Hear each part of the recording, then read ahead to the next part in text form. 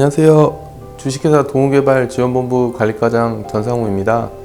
저희 주식회사 동호개발 유튜브 채널 동우24시 업로드 영상으로 관계법령에 따른 관리사무소 발생 업무 관련 내용 공유 영상 준비했고요. 관계법령은 경비업법과 정기안전관리법입니다.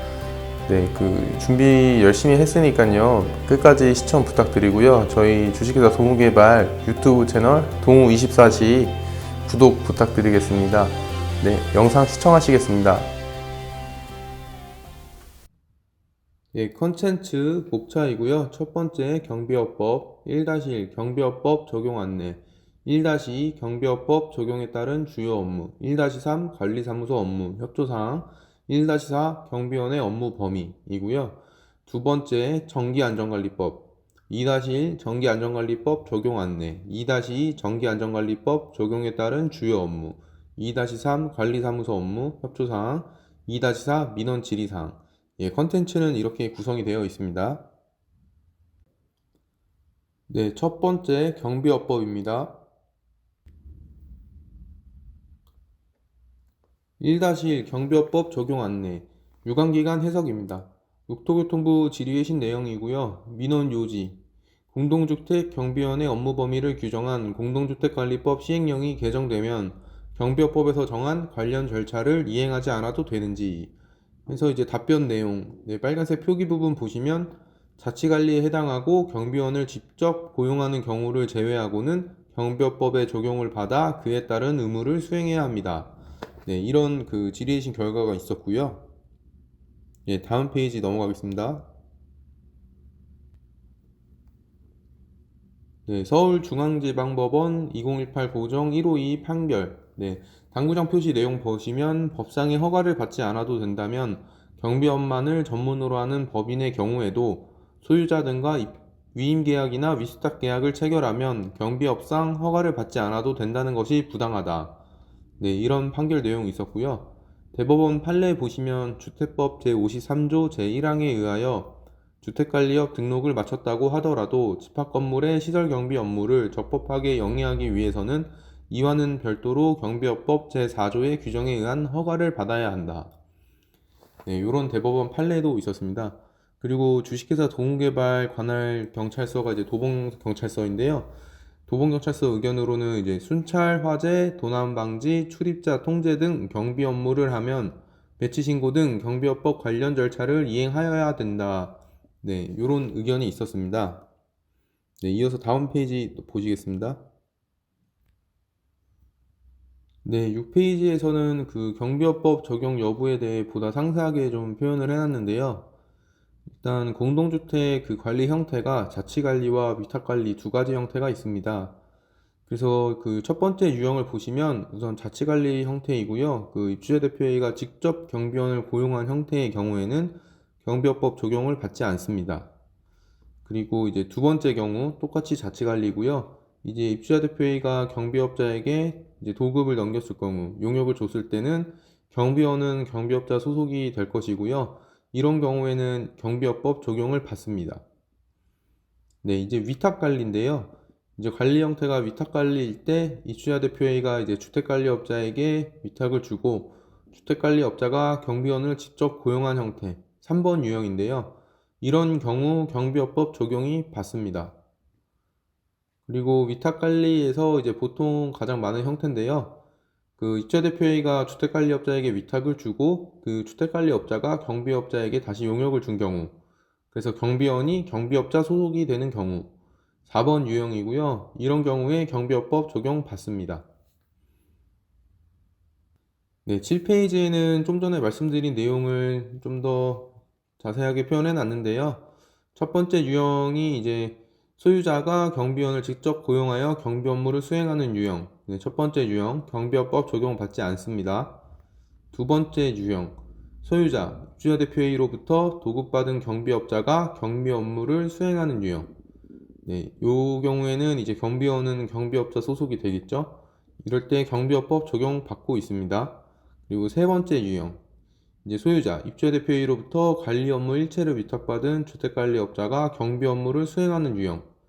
이 경우에 주택관리업자는 경비업법 적용을 받습니다. 그리고 이제 네 번째 유형, 소유자가 위탁한 주택관리업자로부터 다시 도급받은 경비업자가 경비 업무를 수행하는 유형. 이 경우에 이제 주택관리업자는 경비업법 적용 대상이 아니지만 경비업자는 경비업법 적용 대상이 되겠습니다. 그 경비업법 적용과 관련해서는 유관기간 해석과 네 가지 형태의 유형으로 안내를 드렸고요. 네, 이제 1- 경비업법 적용에 따른 주요 업무로 넘어가 보겠습니다. 네, 8페이지고요. 1- 경비업법 적용에 따른 주요 업무입니다. 네, 주요 업무. 이제 크게 10가지로 구분을 해놨고요.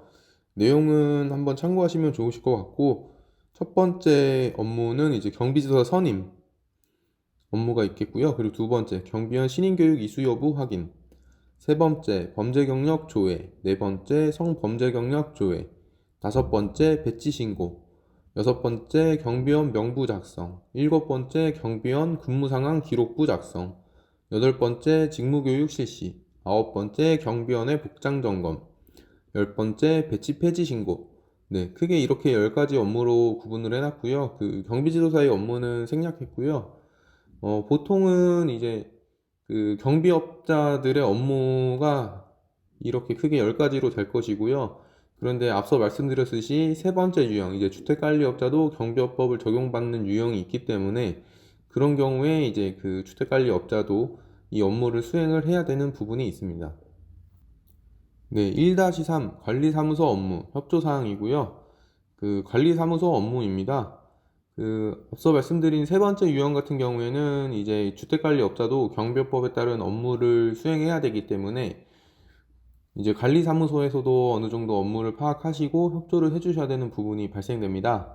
그래서 관리사무소 업무를 정리를 했고요. 우선 첫 번째로 경비원 신인교육 이수 여부 확인이 있겠습니다. 업무 내용 보시면 신규 채용 인원에 대하여 일반 경비원 신인교육 이수 여부 확인, 그리고 이수증 사본, 본사 송부 이렇게 표기해놨고요. 그 신인교육 이수 완료 후 3년 경과 시 신인교육 이수 배치 폐지 확인증 확인이 꼭 필요합니다. 그 경비원 신인교육 이수 관련해서는 다음 페이지에 제가 또 따로 해놨기 때문에 그때 좀 더 자세하게 보겠습니다. 이제 범죄 경력조회 동의서 작성, 선범죄 경력조회 동의서 작성. 네, 요거는 이제 경비원 결격 사유 확인을 위한 거고요. 그 동의서 작성 하시면 되는 부분이고, 그 신규 채용 인원은 이제 채용 면접 시 작성을 하셔야지 이제 입사하시고 나서 뭐 결격 사유가 발생되는 이제 불상사를 방지할 수 있고요.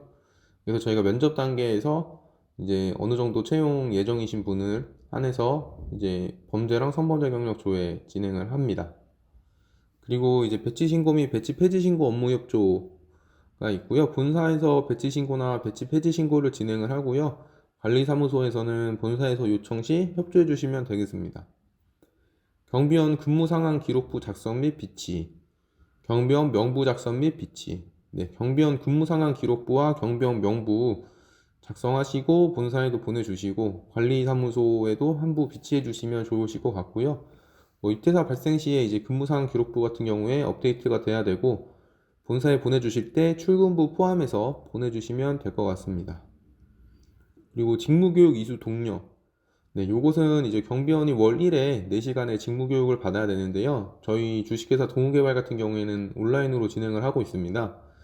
그런데 이제 경비원분들께서 가끔 놓치시는 경우가 있기 때문에 저희 본사나 저희 경비지도사도 독려를 하겠지만 관리사무소에서도 직무교육에 관련해서 도와주시면 많은 도움이 될 것 같습니다.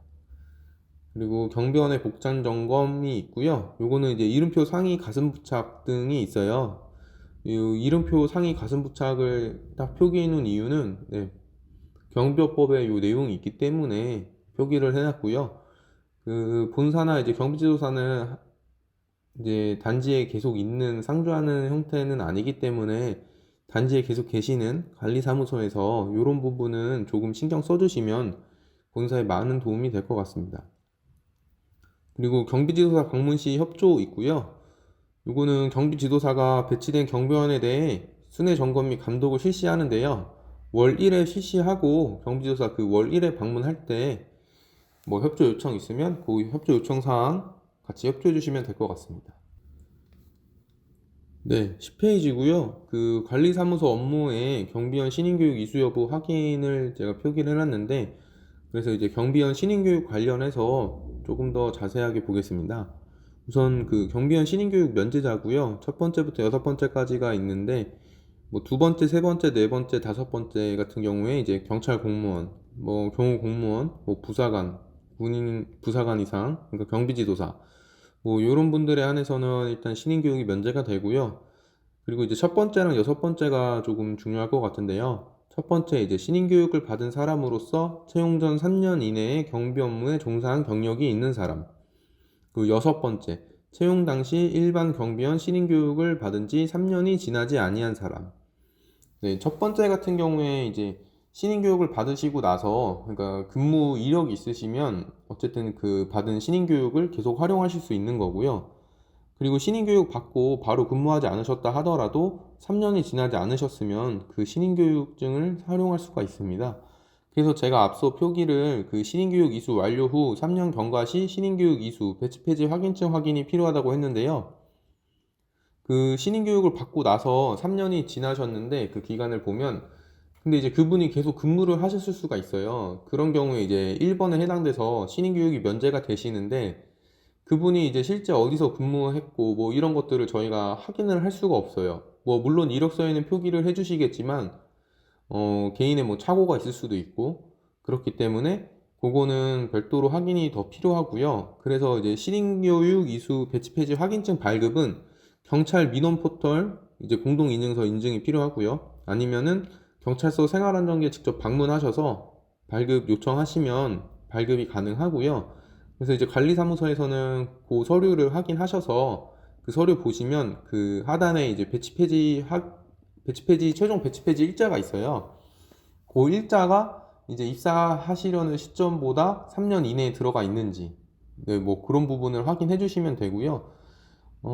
이 신인교육 이수가 꼭 필요한 부분이기 때문에 요거 확인하는 것이 매우 좀 중요하다고 할 수 있습니다. 그리고 조금 더 말씀드리면 그 민간경비 교육기관으로 지정된 곳이 이제 34곳이 있고요. 그리고 신인교육은 24시간 교육이고 뭐 이론교육 4시간, 실무교육 19시간, 기타 1시간으로 구성이 되어 있고요. 그래서 이 부분 그 관리사무소에서 좀 많은 신경을 써주셔야 되는 부분입니다. 네, 11페이지고요. 계속 이어서 이제 1-3 관리사무소 업무 협조사항이고요. 업무 진행 절차입니다. 크게 신규 채용시랑 퇴사시, 상시로 구분을 했고요. 우선 신규 채용시입니다. 그 채용 대상은 일반 경비원 신인교육 이수자를 일단 기본적으로 하고요. 그 신규 채용 예정일 기준 7일 전에, 최소 7일 전에 면접 진행을 권고드립니다. 면접 진행 단계입니다. 채용 대상자는 이제 범죄 경력 및 선범죄 경력 조회 동의서를 작성을 하고요. 그 경비원 신인교육 이수증을 제출합니다. 앞서 말씀드린 것처럼 필요시 신인교육 이수, 배치 폐지 확인증을 제출하고요. 관리사무소 담당자는 신인교육 이수 여부 확인을 파악하시고요. 문제가 없으면 이제 동의서 및 이수증을 본사로 보내주시면 됩니다. 그리고 본사 담당자는 범죄 경력 및 선범죄 경력 조회 신청서를 작성하고 접수를 할 것이고요. 회신 결과를 단지에 공유 드릴 겁니다. 그 혹시라도 결격 사유가 확인된 경우에는 채용이 불가한 점 중요한 부분이고요. 그리고 이제 신규 채용 단계입니다. 관리사무소 담당자는 경비원 명부, 근무 상황 기록부 작성해 주시고 관리사무소에 한부 비치하고 본사에 보내주시면 되고요. 본사 담당자는 배치 신고를 진행할 것이고 배치 신고 결과를 단지에 공유해 드릴 겁니다. 네, 12페이지고요. 경비원 퇴사 시, 이제 퇴사가 발생할 경우 관리사업장 담당자는 근무상황 기록부 업데이트 해주시면 되고 그 업데이트 파일 본사로 보내주시면 되고요. 본사 담당자는 배치 폐지 신고를 진행을 할 것이고요. 배치 폐지 신고 결과 또한 공유를 드릴 겁니다. 그리고 이제 상시인데요. 상시 이제 관리사업장 담당자는 경비원의 복장 점검, 뭐 이름표 상의 가심 부착 등 이런 부분 확인해 주시면 되고 그 관련 법령에 따른 업무 지시하시면 되고요. 경비 지도사분이 이제 매월 1회 순회 점검 및 감독 진행할 거고요.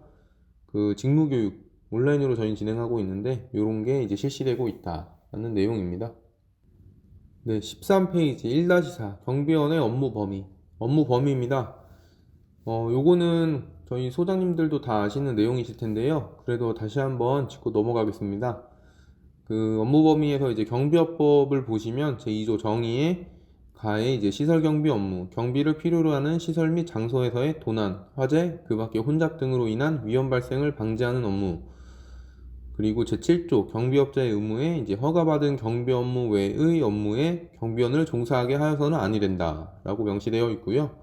제15조의 이 경비원 등의 의무 보시면 누구든지 경비원으로 하여금 경비 업무의 범위를 벗어난 행위를 하게 하여서는 아니 된다. 네, 이렇게 표기가 되어 있습니다. 그래서 이제 공동주택관리법으로 넘어오면 제65조의 경비원 등 근로자의 업무 등을 보시면 빨간색 표기 부분에 이제 경비업법 제7조 제5항에도 불구하고 대통령령으로 정하는 공동주택 관리에 필요한 업무에 경비원을 종사하게 할 수 있다 라고 명시가 되어 있고요. 그러면 이제 대통령령이 중요하잖아요. 그래서 대통령령으로 보시면 대통령령으로 정하는 공동주택 관리에 필요한 업무란 해서 이제 3호까지 있고요. 1호가 이제 청소와 이에 준하는 미하의 보조, 2호가 재활용 가능 자원의 분리배출 감시 및 정리, 3호가 안내문의 게시와 우편 수취함 투입, 2항에 이제 공동주택 경비원은 공동주택에서의 도난, 화재, 그 밖의 혼잡 등으로 인한 위험 발생을 방지하기 위한 범위에서 주차 관리와 택배 물품 보관 업무를 수행할 수 있다. 이렇게 표기가 되어 있고요. 명시가 되어 있고, 그래서 이제 이 부분에 한해서 이제 경비원에게 업무 지시를 하시면 될 것 같고, 그래서 중요할 것 같아서 이제 빨간색 박스 표기해 놨고요. 경비업법과 관련해서는 우선 준비한 것은 여기까지고요.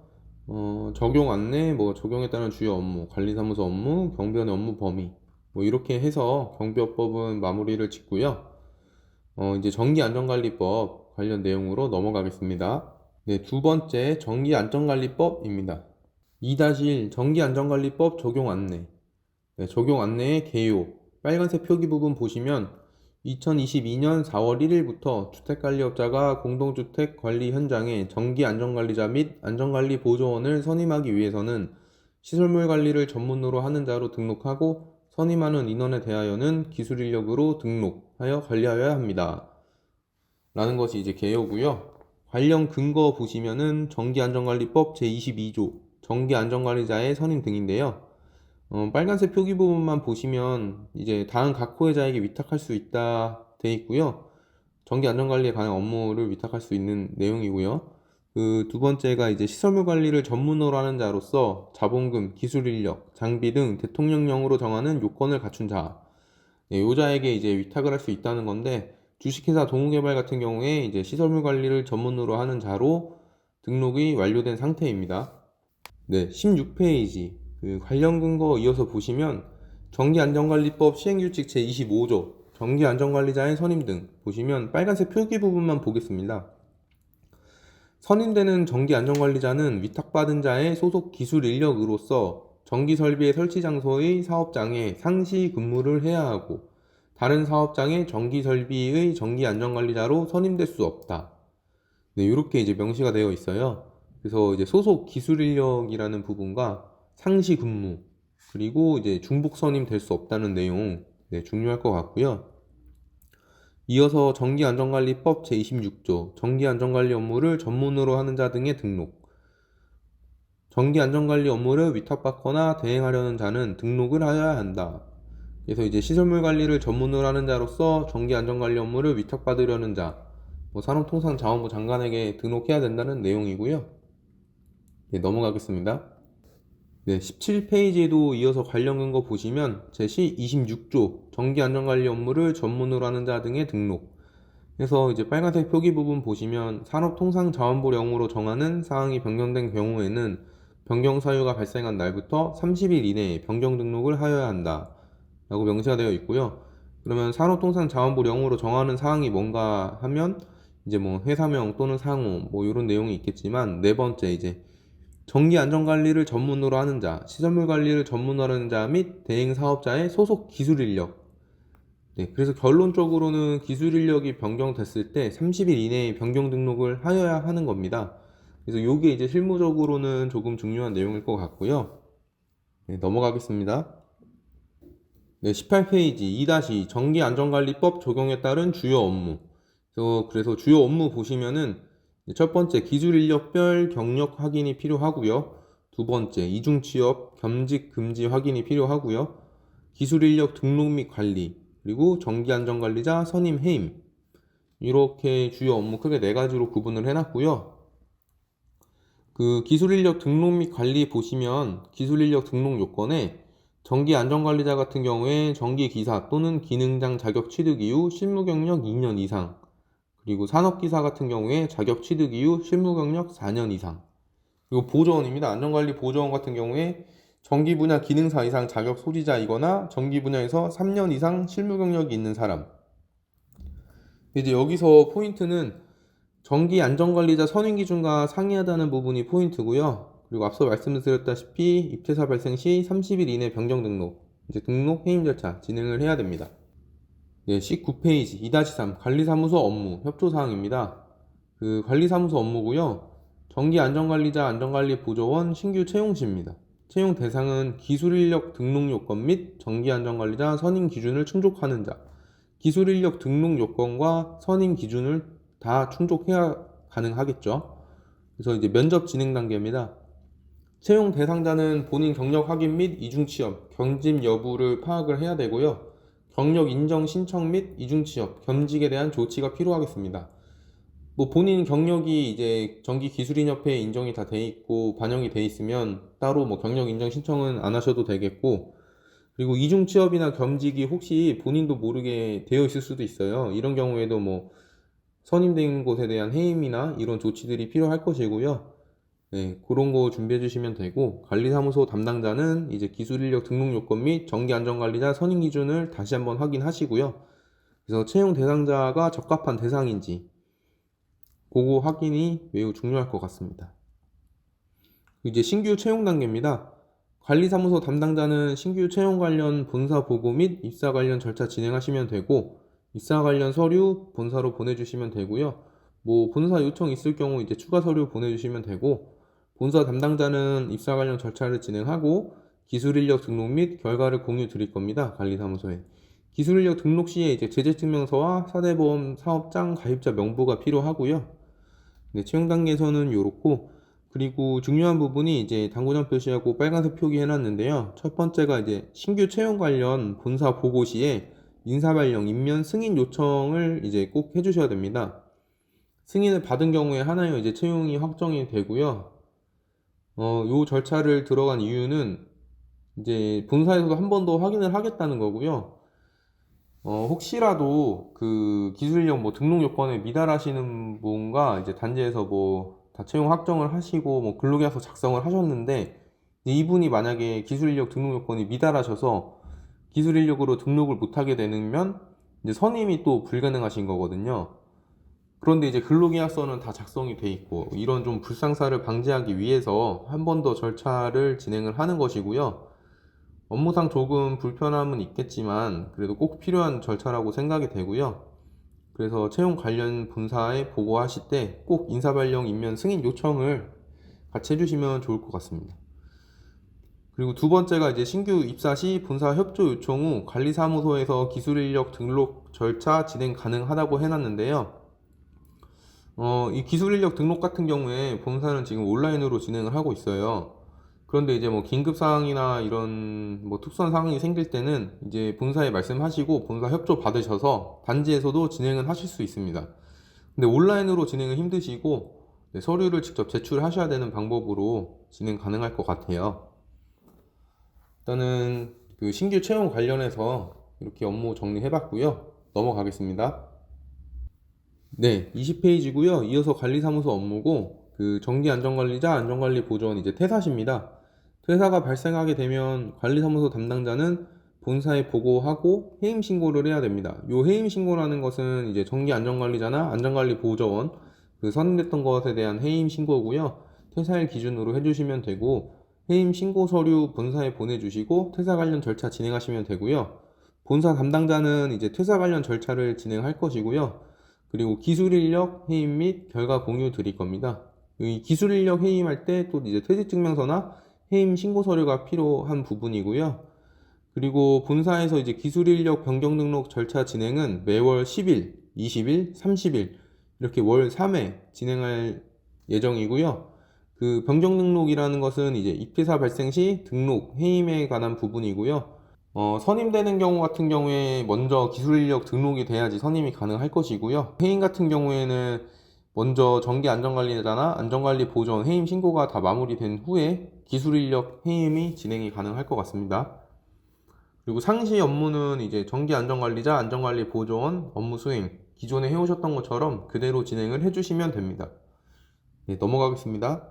네, 21페이지고요. 2-3 관리사무소 업무 협조사항. 네, 이어서 가고요. 그 기술인력 등록 요건과 정기 안전관리자 선임 기준 비교입니다. 이 부분이 일단 가장 중요한 부분이고요. 4월 1일부터 시행이 됐기 때문에 조금 가장 착오하기 쉬운 부분이라고 생각하고요. 그 기술인력 등록 요건입니다. 그 정기 안전관리자 같은 경우에 이제 정기 기사 또는 정기 기능장 플러스 자격 취득 이후 실무 경력 2년 이상이고요. 정기 산업기사는 이제 자격 취득 이후 실무 경력 4년 이상. 네, 요게 이제 기술 인력 등록 요건이고, 또 안전관리 보조원으로 기술 인력 등록할 때는 정기 분야 기능사 이상, 그리고 정기 분야 3년 이상 실무 경력. 네, 요 두 가지 중에 하나 해당되시면 안전관리 보조원으로 이제 기술 인력 등록이 가능하고요.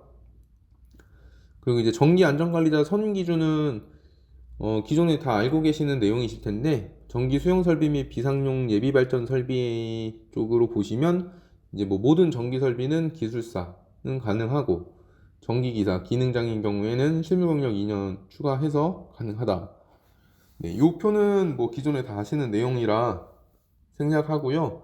중요한 것은 기술 인력 등록 요건과 전기 안전관리자 선임 기준이 다르다. 그래서 보시면 전기 산업기사 같은 경우에 이제 경력이 없으셔도 설비 용량 1500kW 미만인 단지에는 이제 선임이 가능하셨어요. 전기 안전관리자로. 그런데 이제 기술 인력 등록 요건을 보시면 전기 산업기사 같은 경우 이제 자격 취득 이후 4년 이상이 또 붙어요. 그래서 그냥 자격증을 취득하신 분 같은 경우에 경력이 없으시면 선임은 가능한데 기술 인력 등록 요건이 미달하시는 경우가 발생이 되거든요. 그러면 기술 인력 등록이 불가하기 때문에 선임이 불가한 이런 사태가 발생이 됩니다. 그래서 이런 부분이 조금 중요할 것 같고요. 그래서 다음 페이지에서도 또 이어서 말씀드릴게요. 네, 22페이지 2-4 민원 질의사항이고요.